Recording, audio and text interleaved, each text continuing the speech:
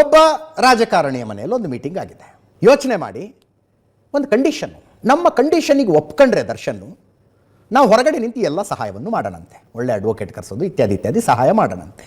ಏನ್ ಕೇಳ್ತೀವಿ ಬೇಗ ಕೇಳ್ಬಿಡು, ನನಗೆ BP ಹೆಚ್ಚಾಗ್ತಾ ಇದೆ. ಏನು ಕಂಡೀಷನ್? ಇನ್ನು ಮುಂದೆ ಪವಿತ್ರ ಗೌಡ ಸಹವಾಸ ಬಿಡಬೇಕು. ಏನಂದೆ, ಇನ್ನೊಂದ್ಸಲ ಹೇಳು.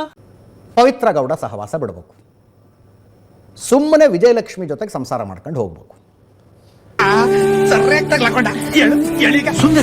ಈ ಕಂಡೀಷನ್ಗೆ ದರ್ಶನ್ ಒಪ್ಪಿಕೊಳ್ಳೋದಾದರೆ ಹೊರಗಡೆಯಿಂದ ಆತನಿಗೆ ಬೇಕಾದ ಸಹಾಯಗಳನ್ನು ನಾವು ಮಾಡೋದು. ಇಲ್ಲ, ನನಗೆ ವಿಜಯಲಕ್ಷ್ಮಿನೇ ಬೇಕು ಅಂತ ಏನಾದ್ರು ಹಠ ಹಿಡಿದ್ರೆ ದರ್ಶನ್, ನೀನುಂಟು, ನಿನ್ನ ಕೇಸ್ ಉಂಟು, ಏನಾದ್ರು ಹಾಳು ಬಿದ್ದುಕೊಂಡು ಹೋಗು ಅಂತ ಕೈ ಬಿಡೋದು ಅನ್ನೋ ತೀರ್ಮಾನ ಆಗಿದೆ. ಈ ತರ ಒಂದು ಮ್ಯಾಟ್ರೇ ನಮಗೆ ಗೊತ್ತಿಲ್ವಲ್ಲಣ್ಣ. ಸಾರಿ, ವಿಜಯಲಕ್ಷ್ಮಿ, ಪವಿತ್ರ ಅಂದ್ಬಿಟ್ಟೆ ನಾನು. ವಿಜಯಲಕ್ಷ್ಮಿ ಅಂದೆ.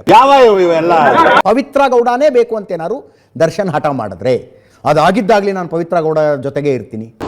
ಮೀಟರ್ ಬೇಕು, ಅದೊಂದು ಇದೆಯಲ್ಲ, ಮರ್ಡರ್ ಮಾಡಿದ್ದೆ ಪವಿತ್ರ ಗೌಡಗೋಸ್ಕರ, ಜೈಲಿಗೆ ಹೋಗಿದ್ದೆ ಪವಿತ್ರ ಗೌಡಗೋಸ್ಕರ, ಅವಳನ್ನೇ ಬಿಟ್ಬಿಡು ಅಂದ್ರೆ ಹೆಂಗೆ ಬಿಡಲಿ ನಾನು ಅಂತ ಏನಾದ್ರು ದರ್ಶನ್ ಹೇಳಿದ್ರೆ, ನೀನುಂಟು, ನಿನ್ನ ಕೇಸ್ ಉಂಟು, ಹಾಳು ಬಾವಿಗೆ ಬಿದ್ದುಕೊಂಡು ಹೋಗು ಅಂತ ಕೈ ಬಿಡೋದು ಅನ್ನುವ ತೀರ್ಮಾನ ಆಗಿದೆ.